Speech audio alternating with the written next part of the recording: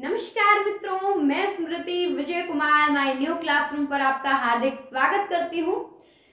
Friends, आज हम कक्षा 12 मनोविज्ञान के प्रथम अध्याय मनोवैज्ञानिक गुणों में विभिन्नताओं के नेक्स्ट टॉपिक करने वाले हैं।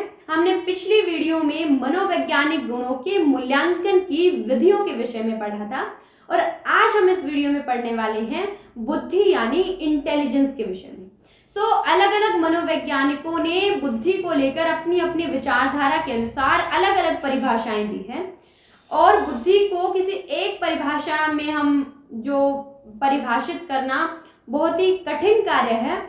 और मैं आपसे ये प्रश्न पूछना चाहती हूँ कि आपके अनुसार बुद्धि क्या है, वे कौन सी क्वालिटीज है, वे कौन सी योग्यताएं हैं जो आप मानते हैं कि ये बुद्धि के लक्षण हैं या ये बुद्धि की योग्यताएं हैं।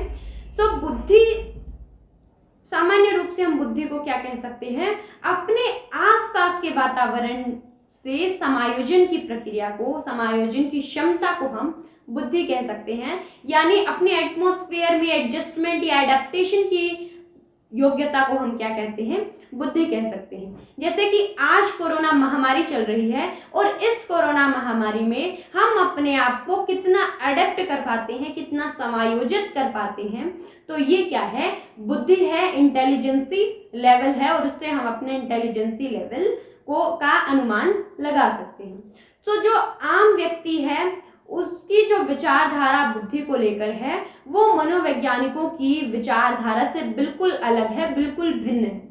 जो सबसे पहले बुद्धि पर शोध कार्य करने वाले जो मनोवैज्ञानिक थे वो अल्फ्रेड बिने थे। ये एक 1 मार्कर क्वेश्चन हो सकता है कि बुद्धि पर शोध कार्य करने वाले सबसे पहले मनोवैज्ञानिक कौन थे। बुद्धि पर शोध कार्य करने वाले सबसे पहले मनोवैज्ञानिक अल्फ्रेड बिने थे। इसे हम एक निमोनिक्स AB से याद कर सकते हैं। अल्फाबेटिकली हम देखें तो सबसे पहले हम क्या आता है, ABCD, यानी सबसे पहले क्या आता है, AB, यानी अल्फ्रेड बिने। अल्फ्रेड बिने क्या है, बुद्धि पर शोध कार्य करने वाले के पहले क्या है, मनोवैज्ञानिक हैं। और अल्फ्रेड बिने के अनुसार क्या है, बुद्धि अच्छा निर्णय लेने की क्षमता, अच्छा जानने की योग्यता और अच्छा तर्क प्रस्तुत करने की योग्यता ही क्या है, अल्फ्रेड बिने के अनुसार बुद्धि है, इंटेलिजेंस है। यानी बुद्धि क्या है, जब हम अच्छा डिसीजन करने में सक्षम हैं, अच्छा तर्क प्रस्तुत करते हैं और चीज़ों को बहुत जल्दी समझ लेते हैं, बहुत उसको डीपली हम समझ पाते हैं, तो वो क्या है, अल्फ्रेड बिने के अकॉर्डिंग बुद्धि है और उन्होंने उसे इस तरह परिभाषित किया है। फिर है ऑक्सफोर्ड शब्दकोश, यानी ऑक्सफोर्ड डिक्शनरी के अकॉर्डिंग बुद्धि क्या है, बुद्धि प्रत्यक्षण करने, यानी किसी चीज को ऑब्जर्व करने, प्रत्यक्षण करने, सीखने, समझने और जानने की योग्यता ही क्या है, बुद्धि। जब हम किसी चीज को देखकर उसे सीखते हैं, समझते हैं, उसके बारे में जानते हैं, तो वही क्या है, हमारी बुद्धि है।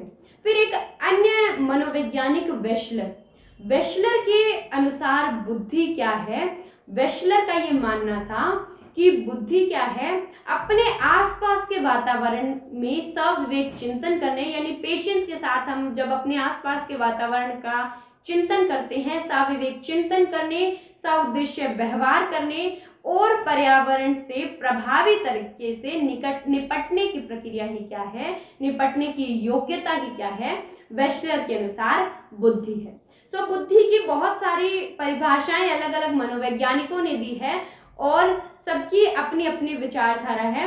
हमें कम से कम 1 या 2 बुद्धि की परिभाषाएं हमें याद होनी चाहिए ताकि हम बुद्धि के विषय में परीक्षा में लिखते समय 1-2 परिभाषाएं लिख सकें। और बुद्धि के विषय में किसी भी मनोवैज्ञानिक की परिभाषा देकर ये भी पूछा जा सकता है कि ये परिभाषा किसके द्वारा दी गई है। फिर जो बुद्धि की एक अन्य परिभाषा है वो दी है गार्डनर और स्टर्नबर्ग ने। गार्डनर और स्टर्नबर्ग के अनुसार क्या है, बुद्धि केवल अपने आसपास के वातावरण से समायोजन की प्रक्रिया ही नहीं है।